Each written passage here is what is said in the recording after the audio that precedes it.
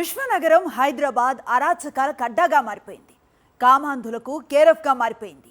తెలంగాణ సంస్కృతి సంప్రదాయాలను చూసేందుకు వచ్చిన విదేశీ యువతులను వదలటం లేదు కీచకులు. దేశం కాని దేశం ఎక్కడో దూరాన ఉన్న జర్మనీ నుంచి తెలంగాణకు చూద్దామని హైదరాబాద్కు వచ్చింది ఆ యువతి. విదేశీ అతిథులకు రాష్ట్ర గొప్పతనం గురించి చెప్పాల్సింది పోయి ఓ కిరాతకుడు పాడు పనిచేసి పరువు తీసేశాడు.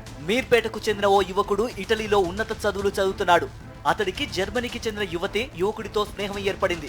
బాగా క్లోజ్ ఫ్రెండ్స్ కావడంతో భారత్ పర్యటనకు రావాలని, అందులోనూ తెలంగాణ సంస్కృతి సాంప్రదాయాలను తెలుసుకోవాలని జర్మన్ యువకుడిని ఆహ్వానించాడు. దీంతో వారిద్దరూ గత నెల 4న హైదరాబాద్కు వచ్చారు. మీర్పేటలో స్నేహితుడి ఇంట్లో ఉంటూ పర్యాటక ప్రాంతాలను సందర్శిస్తున్నారు. రంజాన్ పండుగ రోజున మీర్పేటలోనే ఓ కాలనీలో కూరగాయల సంతను చూద్దామని జర్మనీ యువకుడు సాయంత్రం 6:30 గంటల సమయంలో బయటకొచ్చారు.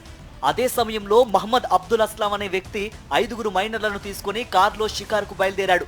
రోడ్డు మీద ఉన్న విదేశీయులు ఇద్దరిని చూసి కారు ఆపాడు. అస్లాంకు గతంలో దుబాయ్ కార్ డ్రైవర్గా పనిచేసిన అనుభవం ఉండడంతో ఇంగ్లీష్లో మాట్లాడి విదేశీయులను పరిచయం చేసుకున్నాడు. వారు దగ్గరలోని కూరగాయల సంతకు వెళ్లాలని చెప్పడంతో తీసుకెళ్తానని కారులో ఎక్కించుకున్నాడు. కొద్ది దూరం వెళ్లగానే కారులో పెట్రోల్ పోయించి కొన్ని ముఖ్యమైన ప్రదేశాలు చూపిస్తానంటూ నమ్మించి మామిడిపల్లి వైపు తీసుకెళ్లాడు. అక్కడ జర్మనీ యువకుడితో ఫోటోలు తీస్తారని చెప్పి కారులో నుంచి మైనర్లందరినీ దింపాడు.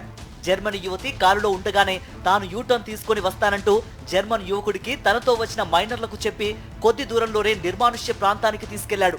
ఆ యువతిని బెదిరించి కారులోనే అత్యాచారానికి పాల్పడ్డాడు. తిరిగి మైనర్లున్న చోటుకు వస్తున్న క్రమంలో కారును స్లో చేయగా ఆ యువతి కారులో నుంచి దూకేసి జరిగిన దారుణాన్ని తన స్నేహితుడికి చెప్పింది. వెంటనే ఇద్దరు ఆటోలో మీర్పేటకు చేరుకొని స్థానిక స్నేహితుడిని కలిసి పోలీసులకు ఫిర్యాదు చేశారు. సీసీటీవీ కెమెరాల సాయంతో నిందితుడు యాకుత్పురాకు చెందిన అస్లాంను గుర్తించి అరెస్టు చేశారు పోలీసులు. జర్మనీ యువతిపై అత్యాచార ఘటన దేశవ్యాప్తంగా సంచలనంగా మారడంతో రాచకొండ సిపి సుధీర్ బాబు ఈ కేసుపై స్పెషల్ ఫోకస్ పెట్టారు. అత్యాచార ఘటనను ప్రత్యక్షంగా పర్యవేక్షించిన సిపి నివేదికను భారత్లోని జర్మన్ కాన్సులేట్ కు పంపించే పనిలో పడ్డారు.